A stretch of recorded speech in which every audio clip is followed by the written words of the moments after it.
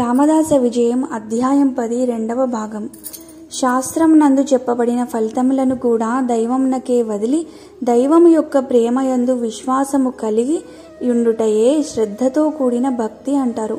ఈ సాత్విక తపస్సు నాచరించినప్పుడు అనివార్యమైన విఘ్నములు కష్టములను ఏమాత్రం లెక్క చేయక మిక్కిలి ధైర్యము ఉత్సాహములతో ముందుకు సాగుటను సాత్విక తపస్సు అంటారు.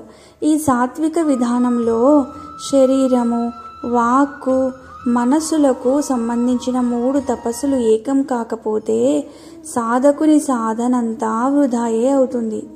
ఎందువల్లనంటే ఈ 3 విధముల తపస్సులు సాత్విక భావం వల్ల ప్రకాశవంతమైతే జీవుని శుద్ధి చేసి పునరావృత్తి రహిత స్థితిని చేకూర్చడానికి సమర్థవంతమై ఉన్నది.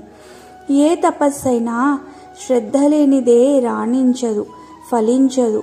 కావున సాత్విక శ్రద్ధాయుతమైన తపస్సు తనకు ఇతరులకు కూడా మేలునే చేకూర్చుతుంది. ఇక రాజసిక తపస్సు అంటే ఏమిటో వివరిస్తాను, చక్కగా విను. విద్యాసాగర, శారీరక, వాచిక, మానసిక తపస్సులందు మనసును రాజసిక గుణం ప్రబలంగా పట్టుకుందనుకో ఆ వ్యక్తి భావనలలో స్వార్థపరమైన కోరికలు చోటు చేసుకుంటాయి.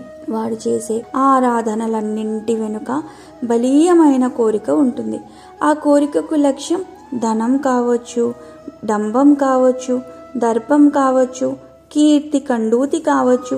అందు పూర్తిగా కాంక్ష నిండుకొని ఉంటుంది.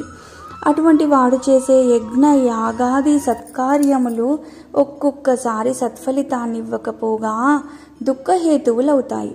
మితిమీరిన అవివేకంతో అట్టివారు శాస్త్రం నందు చెప్పబడిన విధులను మార్పు చేసి వారికి అనుకూలంగా మార్చుకుని ఆచరించుట అది ఏ సరి అయిన మార్గమని వాదించుట కూడా జరుగును. ఎందులకనగా తనకు గౌరవ ప్రతిష్టలు, సన్మానములు, పూజలందుకోవలెనను ఆశ వలన ఈ విధమైన ప్రచారములు చేసుకొందురు. ఈ వ్యక్తి గొప్ప తపస్వి అని, ఈయనతో సమానులైన వారెవ్వరూ లేరని అందరిచే నమస్కరింపబడాలనేది కూడా రాజసిక భావమే. ఈ సత్కారములు పొందుటకై ప్రేమ నటించెదరు. కేవలం ఇతరులకు సూక్తులు బోధించుతూ తాము ఆచరించక సంచరిస్తారు. కొందరు దేవతారాధనమను పేర యక్ష రాక్షసులను ఏకాగ్రతతో పూజించి ఉపాసించి కొన్ని మహత్తులను సంపాదించి వానిని ప్రదర్శించెదరు. ఆ విధంగా ప్రజలతో గౌరవ సత్కారములాశించి చేయు రాజసిక తపస్సు వలన తాత్కాలికముగా సన్మానము, తదుపరి అవమానమును పొందుతారు. వారి కపటములు, అవలక్షణములు బయటపడినప్పుడు ప్రజలు వారి నుండి దూరమైపోతారు. వారి జనాకర్షణ శక్తి క్షీణించిపోతుంది, జనాదరణ శూన్యమైపోతుంది. వాని కోరికయే వాని శత్రువు అని ఎరుగవలెను. కావున రాజసిక తపస్సు తొలత రాజసుఖములను, తర్వాత దుఃఖమును కలిగించును. కావున సాధకునకు ఆ గుణము వర్జితమని శాస్త్రములు తెలిపాయి. ఇక 3వది తామసిక తపస్సు. రాజసికము కన్నా అనర్థదాయకము, దుఃఖదాయకమని మహాత్ములు పూర్తిగా దీనిని నిషేధిస్తారు. శారీరక, మానసిక, వాచిక క్రియలన్నింటికీ వెనుక ప్రగాఢమైన తామసిక ప్రవృత్తి ఉండుట వలన తప్పక ఈ విధమైన తపస్సు అధోగతికి దారితీయునదై ఉండును. తామస గుణయుతులైన వారి అందు మొండి పట్టుదల గాఢముగా ఉండుట వలన తన యొక్కయు ఇతరుల యొక్కయు శరీరమునకు, మనస్సుకు, వాక్కులకు కీడును కలిగించు ఆరాధనలు చేయుచుండును. ఇటువంటి వ్యక్తులు శాస్త్రములకు వ్యతిరేక దిశలో ఉపాసనలు, ఆరాధనలు చేస్తారు. భూత ప్రేతములను ఆరాధనల ద్వారా వశపరుచుకొని క్షుద్ర పనులకు అనగా ఇతరులకు కీడును కలిగించే విషయంలో ప్రేరణలు చేస్తారు. ఈ విధమైన సాధనా సిద్ధికై వారు చెట్టు కొమ్మలకు తలక్రిందులుగా వేలాడుట, ఇనుప మేకులపై కూర్చుని ధ్యానం చేయుట వంటి క్రూర మార్గంలో సాధన చేస్తారు. ఆహారమును స్వీకరించక వివేకమును కోల్పోయి నరబలులు, జంతుబలులు మొదలగునవి చేయుదురు. అశాస్త్రీయ పద్ధతిలో ఇతరులకు హాని చేయు విషయంలో తమకు జరుగు హానిని కూడా సహించెదరు. మొండి వారలై ఇది ఏ శాస్త్రమని వాదించి ఘోర పాపములు చేయుచు ఇతరులతో చేయిస్తారు. వారిలోని బలమైన తమోగుణము వలన వారికి మూర్ఖత్వమే కాని సాధు సజ్జన సాంగత్యం లభించదు. సాధువులను సజ్జనులను నిందించడం చేతనైతే హింసించడం వారికి సంతోషంగా ఉంటుంది. వారు చేయు పూజలు, ఆరాధనలు, యజ్ఞహోమములు ఎవ్వరూ చూడకుండా ఎక్కువ రాత్రులందు చీకటి ప్రదేశములలో నిర్వహిస్తారు. వెలుగు మార్గము వారికి నచ్చదు. తాబట్టిన కుందేటికి మూడే కాళ్ళని వాదించు మూర్ఖుల వలె వీరు వాదిస్తారు. వారి మార్గమే చాలా ఉత్తమమైనదని ప్రచారం చేస్తారు. చివరకు వారు చేసుకున్న ఘోర కర్మయే వారిని శిక్షిస్తుంది. కావున తామసిక తపస్సు యొక్క ఫలితము తీవ్ర రూపంగా వారిని కబళిస్తుంది. కావున జ్ఞానులైన వారు దేనిని సమర్థించుతారో, దేనిని అనుసరించి ఆచరిస్తారో అదే ఉత్తమమైన మార్గమని ప్రతి వారు తెలుసుకోవాలి. ఈ విషయాన్ని శ్రీకృష్ణ పరమాత్మ భగవద్గీతలో అర్జునునికి చక్కగా వివరించినాడు. రామదాసుని తపస్సిద్ధి. విద్యాసాగర, శ్రీరాముడు మంత్రదీక్ష నొసగినప్పుడు నారాయణునకు రామదాసు అనే దీక్షానామం ప్రసాదించినాడు. ఇక నుండి ఆ నామముతోనే మనము వారి కథను చెప్పుకుందాము. స్వామి ఆ ప్రాంతంలో అదే నామంతో పిలువబడినారు. చిన్న వయసులో చలి, ఎండ, వానలకు తట్టుకుంటూ దృఢ నిశ్చయంతో శ్రీరాముని త్రయోదశాక్షరి మంత్రమును స్మరిస్తూ తపము చేయసాగిరి. బ్రహ్మ ముహూర్తంలో లేచి కాలకృత్యములను తీర్చుకుని గోదావరి నదిలో నడుములోతు నీటిలో నిలబడి మధ్యాహ్నం దాకా సాధన చేయడం, మధ్యాహ్న వేళలో దగ్గరలోని ఏదో ఒక గ్రామానికి వెళ్లి భిక్ష చేయడం అనేది ఆయన పద్ధతిలో ఒక నియమంగా పెట్టుకున్నారు. ఏ ఇంటికైనా భిక్షకు వెళ్ళినప్పుడు 3 సార్లు జయ జయ రఘువీర సమర్థ అంటూ ఆ మంత్రము ఉచ్చరించేవారు. ఆ ఇంటి వద్ద భిక్ష దొరకకపోతే మరొక ఇంటికి వెళ్ళుట జరిగేది. 5 ఇళ్ల వద్ద అలా అడిగేవారు. ఇక ఇంటి వద్దనే సరిపడు భిక్ష దొరకకపోతే మరి ముందరి ఇళ్లకు వెళ్ళేవారు.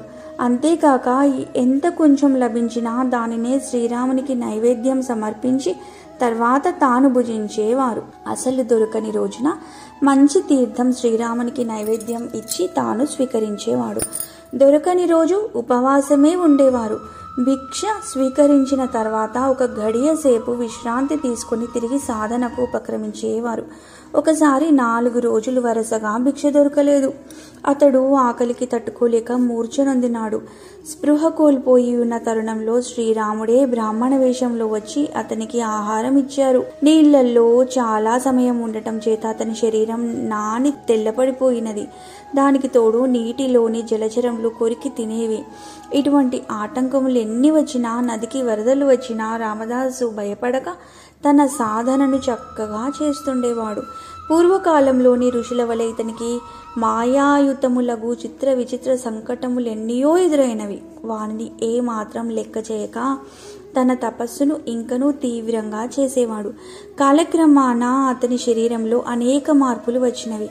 గడ్డము, మీసము, బారైన శిరోజాలు, దృఢమైన శరీరము, తపశ్శక్తి చేత ఇనుమడింపబడిన దివ్య తేజస్సుతో కూడిన ముఖవర్చస్సు, దుర్నిరీక్షమైన కన్నులు, ఎవ్వరూ వారి కళ్ళల్లోకి చూడలేనంత తేజోపూరితమైన చూట్కులు, శాంత గంభీర వదనము, చేతనొక దండము, భుజమునకు జోలి, మొలకొక లంగోటి ధరించి ఉండి మితభాషి అయిన నవయవ్వన యోగిగా మారినాడు.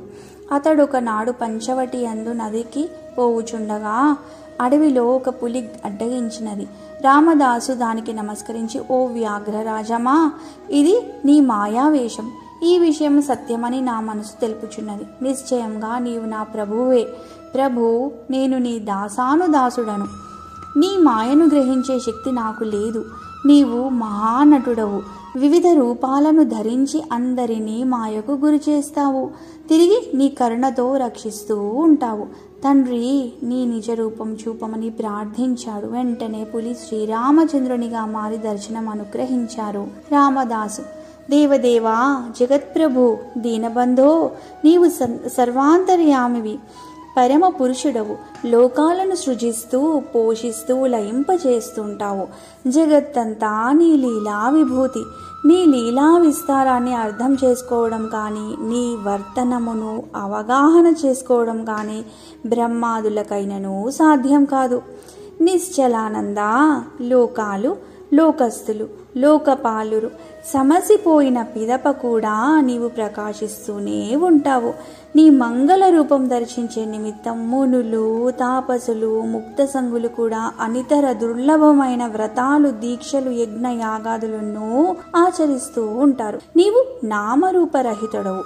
నిన్ను గుర్తించడం, నీ అనంత శక్తిని గ్రహించడం నా వంటి సామాన్యునకు అందని స్థితి.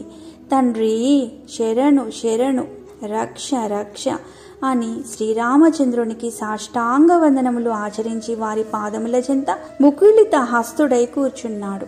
శ్రీరామచంద్రుడు, వత్సా, నీ తపస్సు ఫలించినది. ఇక నీవు తపస్సు చాలించి నేను ఉపదేశ సమయంలో ఆదేశించినట్లు కార్యోన్ముఖుడివి కావాలి. కృష్ణానదీ తీరంలో నివసిస్తూ దేశోద్ధరణ, దీన జనోద్ధరణ గావింపుము అని ఆశీర్వదించాడు. రామదాసు, తండ్రి నీవు దీన రక్షకుడవు, జగత్ప్రభువుడవు, సర్వశక్తి సంపన్నుడవు, సర్వజ్ఞుడవు, మహానుభావ, నాపై దయతో దర్శనమిచ్చినావు. నా స్థితిని గురించి నేను నీకు వివరించవలసినదేమీ లేదు. సాధన ద్వారా నేను సమస్త వికారములను తొలగించుకుంటుని, మనసును స్వాధీనమున్నట్లు ప్రయత్నించి తిని, తీర్థాటనము నిమిత్తంగా చేసుకుని దేశంలోని సమస్త జనుల స్థితిగతులను పూర్తిగా తెలుసుకొని తిరిగి వచ్చి మీ దర్శనం చేసుకున్న తర్వాత మీరు నాపై ఉంచిన కార్యమును మీ అండదండలతో నెరవేర్చగలవాడను. అంతవరకు నాకు అనుమతిని ప్రసాదించుడని ప్రార్థించను. శ్రీరాముడు చిరునవ్వుతో దీవించి అదృశ్యమయ్యను. రామదాసు నాసిక్ నుండి మధుకరిని తెచ్చి శ్రీరామునికి నివేదించి తన నిత్య కార్యక్రమములలో నిమగ్నమైనాడు. సరిగా సాధన 12 సంవత్సరములు పూర్తి అవగానే అతనికి సమస్త శక్తులు ఆధీనమైనాయి. నిర్మలమైన నిజస్థితి కలిగింది. ఆ పైన అతడు తీర్థయాత్రలకు సమయం ఆసన్నమైనదని గ్రహించి తపస్సు చాలించి పంచవటిలోని దేవతలను దర్శించుకొని యాత్రలకై బయలుదేర నిశ్చయించుకున్నారు. విద్యాసాగరా, చూసావా ఎంత కష్టపడితే తపస్సు ఫలించినదో.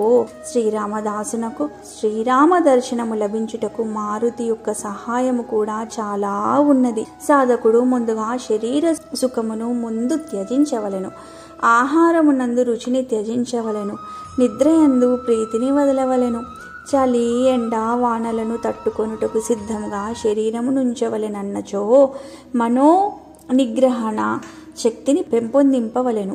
అప్పుడు మాత్రమే ఎవరికైనా తపస్సు ఫలించి ఇష్టదైవ దర్శన ప్రాప్తి కలిగి కర్తవ్య పాలనకు ప్రేరణ లభించును. అనితర సాధ్యమైన ఇట్టి సాధన పటిష్టంగా చేయగలిగిన మహాత్ములైతేనే తిరిగి శిష్యులకు దీక్షలనిచ్చి శక్తిని ధారపోసి చిరకాలం ధర్మ మార్గాన్ని, భక్తి మార్గాన్ని భూమిపై నిలుపగలుగుతారు. లోక కళ్యాణానికి కారకులవుతారు. కావున శక్తి సామర్థ్యములను తపస్సు ద్వారా సాధించుటయే మహాత్ములకు మొదటి లక్ష్యమని తెలుపబడినది. పూర్ణత్వమును పొందిన పిదప వారి శక్తిని దీనులను, దుఃఖితులను ఉద్ధరించుటకు ఉపయోగించెదరు. ఇది అనాది నుండి పరంపరానుగతంగా వస్తున్న క్రమ పద్ధతి అని నిత్యానందులు బోధించిరి. సాధకులారా, దీక్ష అన్నది ఏదైనా వ్యక్తుల యొక్క శారీరక, మానసిక వికాసములకు తోడ్పడును. అందులో మంత్రోపాసనను పై విధంగా అత్యంత శ్రద్ధతో ఆచరించుట చేత శక్తి పెంపొందును. సాధనా బలమునకు గురుబలము తోడైనప్పుడు ఉపాస్య దైవము యొక్క కటాక్షము శీఘ్రముగా లభించునని తెలియండి. మహాత్ములు చూపిన బాటలో నడిచి కృతార్థులు కండి. జై జై రఘువీర సమర్థ. శ్రీరామ జయ రామ, జయ జయ రామ రామ. ఇది విద్యాసాగర శ్రీ నిత్యానంద యోగి సంవాద రూపమున శ్రీ దత్తాత్రేయ సాంప్రదాయ శిష్య పరంపరలోని శ్రీ శ్రీ శ్రీ స్వామి విఠలానంద సరస్వతి మహారాజ్ శ్రీ విఠల్ బాబాజీ విరచిత శ్రీ సమర్థ రామదాస విజయంలోని 10వ అధ్యాయం సంపూర్ణం. ఓం శాంతి శాంతి శాంతి.